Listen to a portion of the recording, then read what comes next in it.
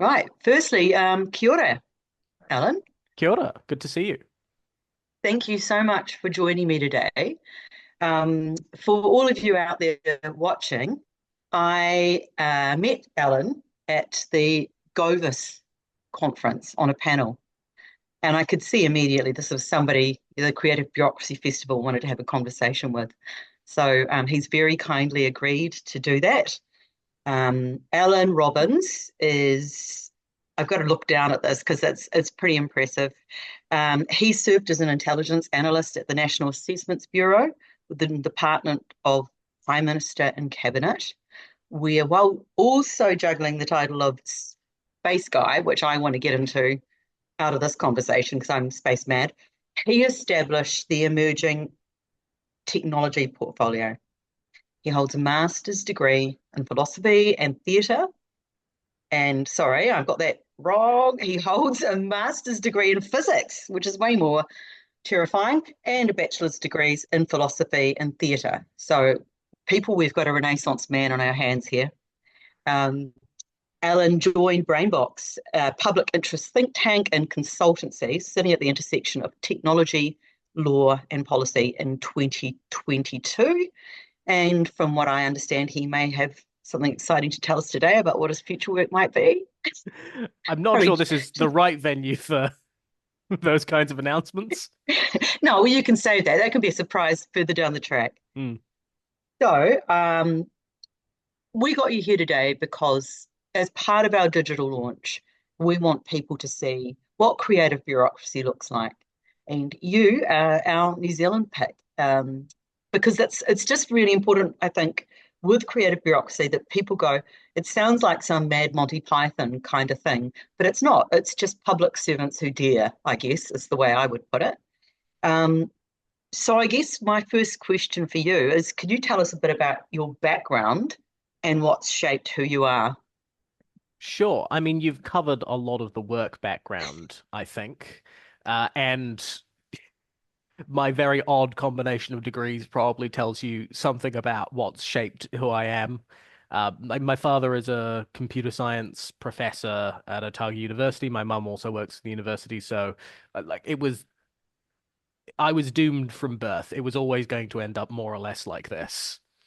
Uh, I have had the privilege of encountering a lot of different people and seeing systems, government systems, business systems, international systems from a lot of different angles. And that has only reinforced my belief that the civil service is incredibly important, government is incredibly important. It's hard to get right, but it still is the best tool we have for helping people on a large scale. And it's only going to get more important in the future. Yeah, no, that's completely true. We have got some massive challenges facing us as we move forward as the public service. So, creative bureaucracy. What does creative bureaucracy mean to you, Alan? Uh, I think that the final part of my previous answer kind of gets to the heart of it. To me, creative bureaucracy is focusing on what I think is the core ideal of government, which is just helping people at a large scale as well as we can. It Yeah. is very easy for large organizations to kind of forget about what the purpose is and just focus on what they do day to day. I'm not saying that as a knock on them, like it's Yeah, just what it's a happens over reality. time. But creative bureaucracy to me is keeping that why we do these things front and center and constantly asking yourself, like, okay, if we are trying to help people, is there a better way that we could be doing that? Are there things that we could be trying out? Can we get out of the daily grind and either completely get rid of it or change it or just make it a little bit less grindy for everybody involved? That's fantastic. Has there been anyone or anyone in particular in New Zealand that's kind of inspired you around the public service or even outside the public service? Clearly, apart from your parents, because they sound pretty awesome. But is there anything, particular in New Zealand that sort of you can sort of point to and think, yeah, it is happening here in some spaces? Uh, Look at the risk of sounding like a corny motivational speaker, just like so many of the people that I met in public service while I was there and outside, and people working in kind of adjacent areas like academia and NGOs. Like there are so many people who are in small, quiet, unrecognized ways doing Yeah, their best to make things better. And that to me is kind of part of the CBF and why I'm excited about it, because so many of those people toil in relative isolation. You know, everybody's doing their best, but it can be very, very draining to just be putting your nose to the grindstone every day without knowing what else other people are doing or what your other options are or having those connections. So what yeah. I hope is that the CBF starts building those and people can feel more supported and we see a little bit less burnout. That's fantastic. Yeah, I was quite excited the other day to sort of see the Westminster podcast. They do some great podcasts, and it's kind of it's exciting for me because it's let's have those conversations because it's completely at the heart of why we're public servants. We want to serve in the best possible way with the best use of what are becoming increasingly limited resources. And, of course, our whole belief system is that there is this wonderful thing called our our the effort we can put in or we can bring to the table when we're inspired and energized as public servants.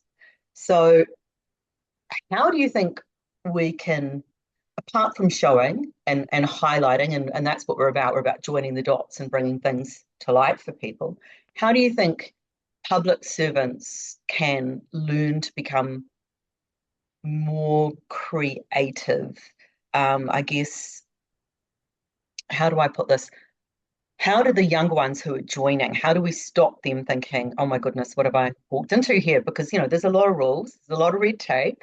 You learn as you become a more seasoned public servant that, yeah, actually the red tape's kind of important, guys, because it keeps us safe, but it's learning how to use it, that kind of like Hmm. smart art. But yeah, what are your thoughts? So is the question how do we become more creative or is it how do we encourage people coming in to I I think it's a bit of both because it's how do we become more creative, but also how do we ensure that the new generations coming through get it Hmm. and kind of realize what the art and the sciences of being a public servant. Yeah. So in terms of becoming more creative, I really think there's kind of two parts of it. First part is having the confidence to pursue ideas. I Yeah, truly think that most people are much more creative than they think they are. They just kind of cut themselves off at the pass before they start because they assume that their ideas are not going to be good ones. Like, pursue them a little bit, see where it goes. I think also just doing other stuff and letting your brain bounce off itself is very important. You know, just going for walks, sitting and not trying to do anything or just doing something physical that lets your mind wander. That sort of stuff is really, really important for creativity. Every yeah, very creative person that I know, every creative professional has stuff built into their days where they're not like doing big brain work. They're just letting things percolate. That's incredibly important for creativity. And the second part of creativity is having frameworks and processes for evaluating the ideas once you've had them and testing them. And that I think is something you can work on personally. You can learn some techniques, you can learn more about your field and get a better sense for what would and wouldn't work. But I think that also requires institutional support for actually testing stuff once it makes it past those initial mental hurdles. And that gets us into how we encourage newcomers to be creative and empower them to be creative. It is very much about having systems in place that encourage that, that don't tamp it down, and that do a good job of when you come in explaining why the red tape is there and what it does, rather than just having it explained as you just don't do this. You must do this. We don't really have time to get into why. Maybe you'll figure it out after 3 years. Like, probably they will figure it out quicker than that, but in the intervening time, they are going to have a lot of thoughts about how things could be different that they will dismiss because they go, well, I don't really understand this system yet. And by the time they fully understand it, the opportunity may be gone. 100%. I can recall at one stage in one job I was in having a public servant in a meeting who was incredibly qualified but quite new to the game of public service. Um, and I made some comment along the lines of, oh, yes, but that's Public Service 101. And after the meeting, I got this little shoulder tap and, do you think I could get a copy of Public Service 101? Which I kind of giggled at, but I also kind of thought, oh, clearly there's a gap there. You know, Mm. maybe something that explains how this all works. There's actually an e-zine I really enjoy, which I must try and see if I can put on our website, called Scheming Virtuously for Public Servants, done by a Canadian quite a few years ago. It's still relevant and it's really cool because it just kind of makes it a bit more playful what you're addressing. I guess finally, I just want to know if you have any final words for someone thinking of joining in and, helping to bring this all to the light.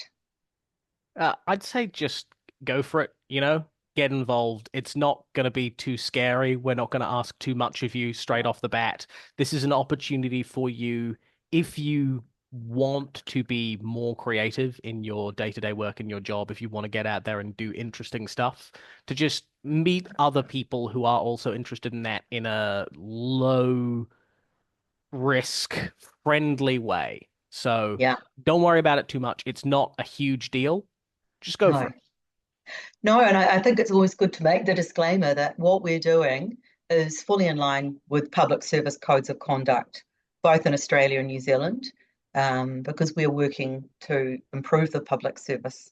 And we don't think that has to be left up to the bosses and the leaders at the top. That's kind of unfair. We want to see more of a grassroots effort and, showing that imagination and yeah, just kind of making sure that everyone's pulling together on this work. Oh, look, that we're really appreciative of this. Thank you so much. Hey, no Looking problem. forward to working with you more in the future as we this is clearly going to be shared during our launch that we're having in October Hmm. later this month, and our plan is for March to get stuck in and have some fun. And that's the point of this. It literally is it's kind of like time for public servants to have a bit of fun while they learn. Yep. Great. Thanks Okay. very much. Thank you so much. Ka kite. Ka kite.